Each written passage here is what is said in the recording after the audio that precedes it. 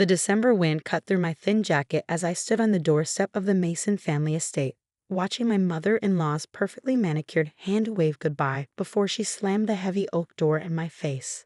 I placed one hand protectively over my growing belly, trying to process how quickly everything had fallen apart. My name is Emma Chen, and at 28 years old, I found myself pregnant, alone, and locked out of what had been my home for the past 3 years. But Victoria Mason had no idea what she'd just done, or who she was really dealing with. "You'll thank me for this later, James," I heard her say through the door to my husband. "She was never good enough for you. No connections, no family money, just some scholarship girl who got lucky." I waited for James to defend me, to say something. Anything. But his silence spoke volumes.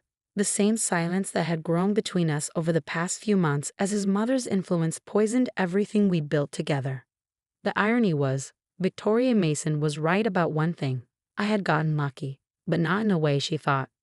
3 years ago, I was a software engineer fresh out of MIT, working on an AI algorithm that could revolutionize supply chain management.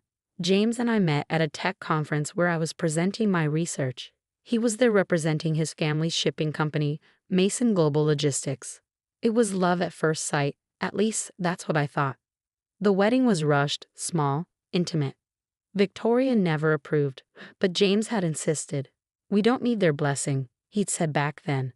"We just need each other." Those words felt hollow now as I stood in the cold, watching my breath form clouds in the frigid air. What Victoria didn't know was that for the past year, I'd been building something in secret. Something that would change everything.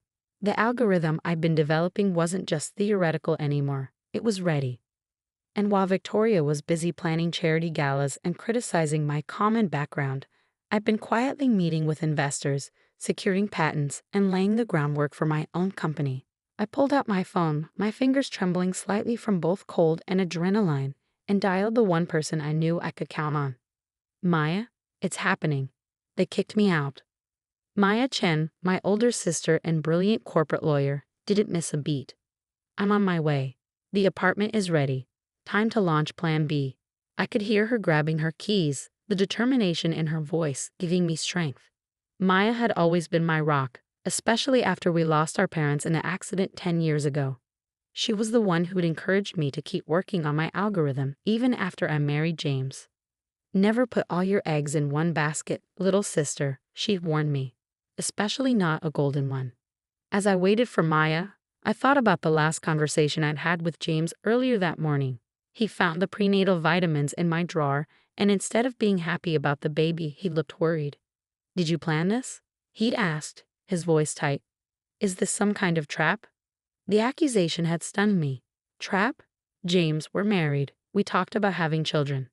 "Mother thinks the timing is suspicious," he'd said, running his hands through his hair. "With the company's merger coming up." I should have seen it then, how deeply his mother's paranoia had infected him.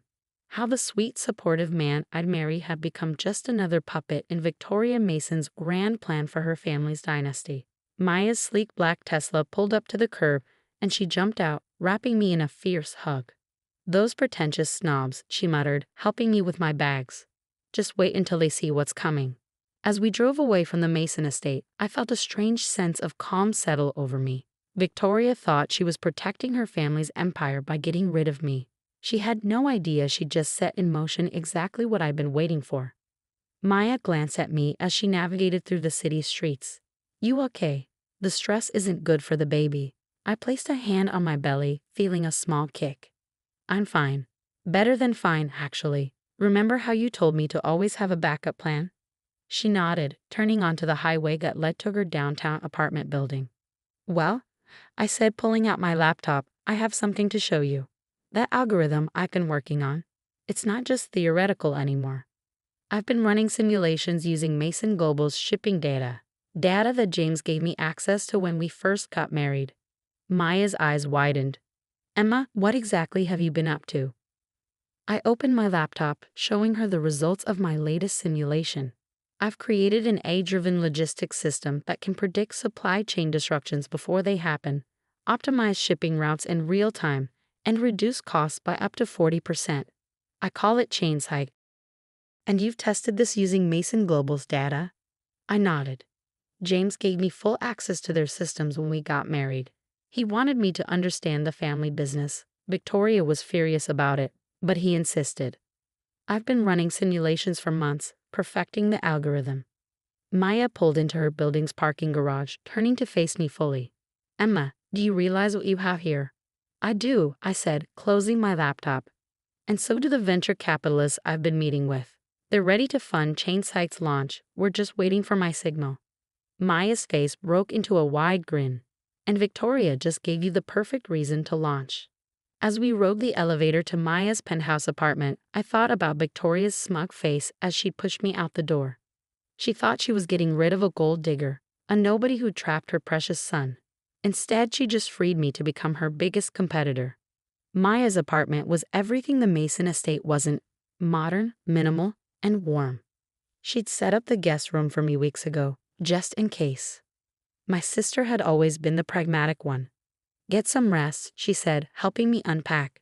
Tomorrow, we start making calls. It's time to show the Masons what a nobody from nowhere can really do. That night, as I lay in bed, my hand resting on my growing belly, I felt stronger than I had in months. Victoria thought she was protecting her family's legacy. Instead, she'd just given me the push I needed to build my own. My phone buzzed. A text from James. Mother says this is for the best. I'm sorry. I didn't respond. Let him think I was broken, devastated. Let Victoria believe she'd won. They had no idea what was coming. The next morning, I woke up to an email from my lead investor, Sarah Chen. No relation, though we joked about it. Ready when you are. Say the word, and we'll start the funding round. I looked out Maya's window at the city skyline, where Mason Global's headquarters dominated the view. Soon, they'd see my company's name up there too. But first, I had work to do. Maya was already up, making breakfast and taking calls. She cleared her schedule for the next week to help me set everything in motion. As I walked into the kitchen, she handed me a prenatal vitamin and a glass of orange juice. The team's ready, she said, hanging up her phone. We can file the incorporation papers today.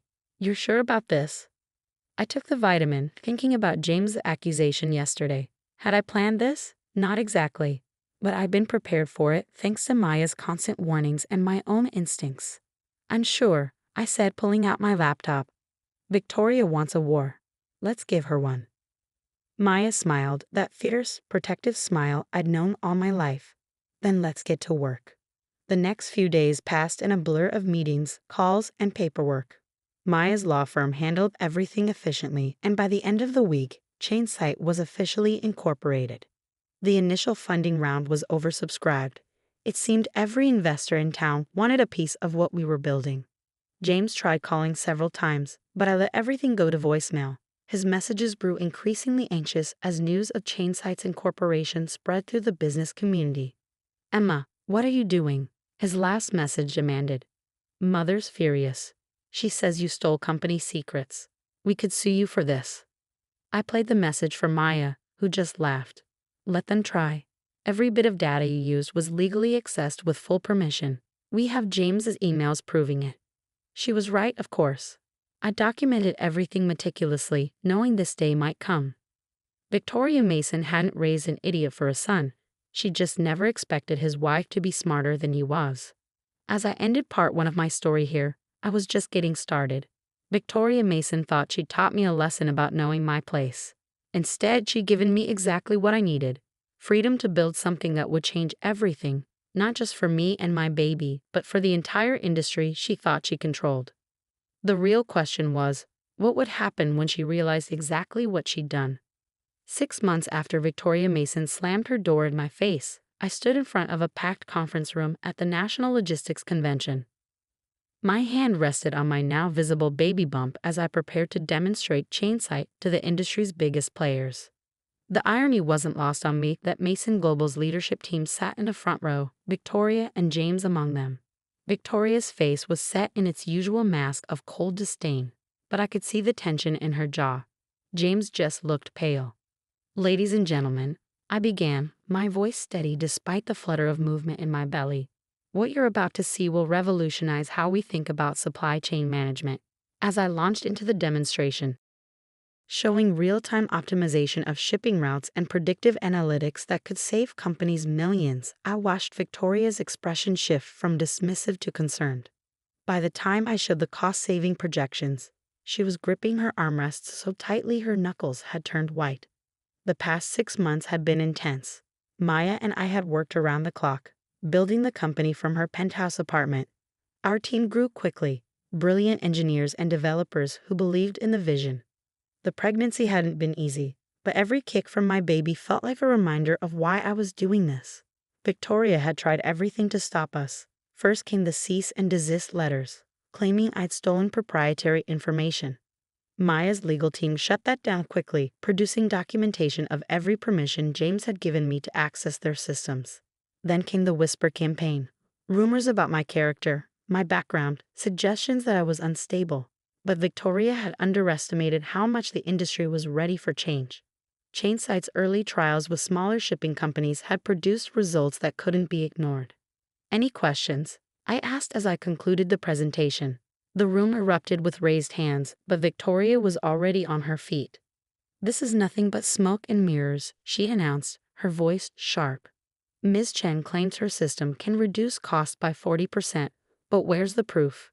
Mason Global has been in this industry for generations. We know what's possible and what isn't." I smiled, having anticipated this moment. "Excellent question, Mrs. Mason. Perhaps your son can help answer it, since he's seen the system in action." All eyes turned to James, who looked like he wanted to disappear. He knew exactly what I was referring to. The trial runs I'd done using Mason Global's data, the ones he'd enthusiastically approved before his mother poisoned everything. I don't know what you're talking about," he stammered, but his face betrayed him.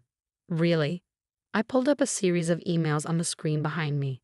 "Because according to these messages, you were quite impressed with the initial results.